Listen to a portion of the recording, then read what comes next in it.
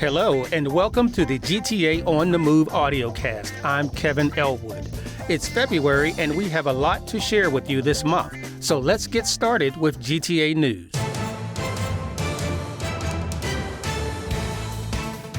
Snow is coming. We don't know when, and we don't know how much. But we do know how you can be the first to get snow closing information for GTA Heat and Scat. Follow us on Twitter at GTA Heat or Instagram at GTA Heat Bus. And as soon as we know, you'll know. Inclement weather information is also available on the Transloc app, GTA and Heat websites, and on local media outlets WFMY News 2, WGHP Fox 8, and Spectrum News Carolina.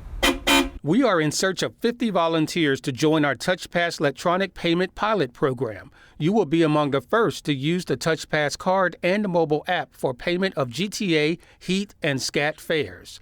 To qualify, you must currently pay fares using cash, pre-purchase passes, punch cards, or the Go Pass. If chosen to participate, at the conclusion of the pilot program, participants will receive a 31-day unlimited ride GTA pass or a 40-ride Scat punch card. To apply, visit ridegta.com or call 336-373-4675. February is Black History Month. To honor those who have made a difference in the lives of African Americans benefiting society as a whole, GTA returns with the 2020 Black History Heritage Ride. GTA bus number 777-HR can be seen in normal service featuring the images of the Tuskegee Airmen and Danville, Virginia's Wendell Scott. Step inside the bus and you will be immersed in a colorful collection of images reflecting important people and movements in civil rights, literature, sports, medicine, and so much more. New additions to the ride this year includes Rodeo Master Bill Pickett, First Lady Eleanor Roosevelt, and the city of Durham, North Carolina. Want to check out the bus? You can find this location daily by visiting ridegta.com and on the Transloc bus tracking app. The Black History Heritage Ride is also available to participate in local schools' Black History curriculum by visiting Greensboro Middle Schools upon request. To get the particulars and request a visit, check out the website. Would you like a valuable benefit to present to your employer? Are you an employer looking to assist your local staff with their transportation needs?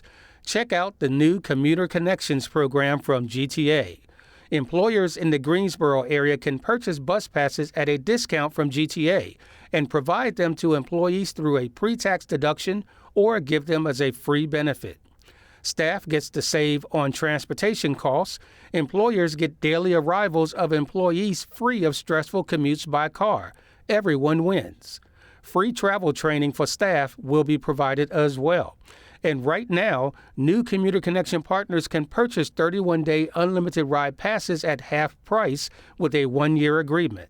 A GTA representative will be happy to meet with you for a no-obligation consultation. To get started, call 336-412-6309. March is basketball time. GTA has your tickets to see some great local hoops action with the Swarm, the Harlem Globetrotters, and more. Look for details to come. Today we are joined on the On the Move GTA Audiocast by Courtney Rory. Hi Courtney, how are you? Hello Kevin, how are you? I am doing well. Let's get started by learning a little bit about you. What exactly do you do for GTA? Well, I'm the ADA Transit Service Program Coordinator here at GTA, and I receive and process SCAT applications for our applicants here in the city of Greensboro. All right, so for our listeners who are not familiar with it, what exactly is SCAT? SCAT is a service for individuals who are functionally unable to utilize the regular bus service here or may have barriers that prevents them from getting to the bus stop. Okay, so this is another alternative for transportation for persons with disabilities. Yes, sir, that is correct. Okay, so how do you apply or how do you join the SCAT program? An application can be picked up from our GTA administrative office. An application can be mailed to you. Also, you can print it off from our GTA website. Okay, so they would need to complete this application. What types of information does the application ask for? Well, the part A is just a little bit of information about the applicant themselves, and that's the part that needs to be completed by the applicant or someone for them. And also part B is the healthcare verification form, and that has to be completed by a healthcare professional.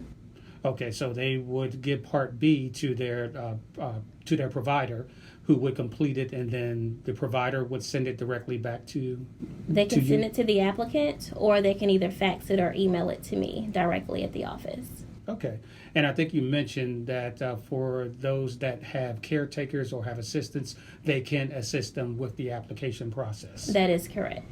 Okay, so once you receive Part A and Part B, what happens then? Once I review the application for completion, you would be contacted, or one would be contacted to come in for an in-person interview. At that point, we can provide transportation if transportation is needed. Once they come into the office, I'll ask them a series of questions based on their application, and then they will have to do a functional assessment if they're able, and that will help me determine eligibility. This assessment, what does that include? It shows me what their mobility skills are. We have a room that's set up that includes steps. So one may have to climb up steps if they're able to show me if they're functionally able to climb the steps. We have intersection with the crosswalk light, and that shows me the ability to cross at an intersection. We have inclines, grass, gravel, and an uneven surface built, and one will have to travel through those different environments to show me if they're functionally able. And also, we have a fare box set up to see if they're able to demonstrate putting money in a fare box as if they would on our GTA fixed route service. So it sounds like you kind of have a real world scenario set up to see if people would be able to access using public transportation. Yes, sir, that is correct. Okay, so you have the assessment that is done, and then you have the interview. And so what happens after that? If there's no additional information that's needed, I can process the eligibility that day while you're in the office. If you are certified that day, you'll be given a certification packet, and that includes all the information that you need to book your first trip and all the information that will be needed if you are conditionally certified, where you have access to both the SCAT service as well as our fixed route service. Tell me the specifics as far as the certification. What type of certifications can you receive for SCAT? So we have 3 different types of certification. The first one is full certification. With our full certification, that applicant is only able to use our SCAT service only based on the information that they provided. The second part is our conditional certification, and that is gives you the ability to utilize both our SCAT service as well as our GTA fixed route service if you're certified for both. And then So what would be an example? a conditional certification where one may demonstrate that they can utilize a city bus or the fixed route service, but they may be only to travel a certain amount of blocks, so their disability does not give them full ability to travel to the nearest bus stop, where we have some applicants who are certified conditionally where they may be able to use the SCAT service if the bus stop is greater than a block or more. So they would be able to use our SCAT service. And if the bus stop is less than a block, then they'll be encouraged to use or forced to use our fixed route service because they demonstrate that they can. All right, and what was that third level? The third level is temporary, and they will be certified temporary if they have a temporary disability. Okay, all right. So if they receive certification to use the SCAT service, how long does that certification last? The certification lasts up to 3 years. 3 years, and then at that point, what happens? They will be sent a recertification application, and they will have to reapply for the services. Okay, so it sounds pretty simple. It's 3 years, and then they will need to renew that. What about for people who have a disability that would not change over time? Well, they would first have to still complete the recertification application. If their disability has not changed, then it's a possibility they may not have to come back into the office. Everything could be done without them being present. Okay, that sounds very convenient for them. Yes, sir. Okay, so I guess my next question is, I know you probably get a lot of, exactly how many applications do you get over the course of a month, the process? About over 100 applications I receive per month. And from those applications that you process, are there any particular errors or omissions that stand out to you that are frequent that we can share with our listeners? A couple of the known errors that I see when reviewing applications is either the Part B application question number 5. is always missed. That is a two-part question. The question asks, does the disability prevent the applicant from utilizing our GTA fixed route service? There is a yes, there is a no, and there's a sometimes. So a lot of the healthcare professionals do check the box appropriate. However, there is a series of lines up under that where you have to explain, and that part gets missed a lot. Okay, so in the case that that Part B comes back and that information is missing, I guess you will send it back to the provider to get additional information? Yes, it's either sent back to the provider or it is sent back to the applicant to get to the provider so they can make sure that it gets answered and we can proceed with the next step in the application process. Okay. So once all of that is done, you process it, and if they are approved, then they are able to start using the SCAT service. Now, what happens in the case that they are declined? If an individual is not eligible for the SCAT service based on my determination, they're provided with a letter as well as they are giving our appeals policy. And they do have the right to file an appeal within 60 days of the denial.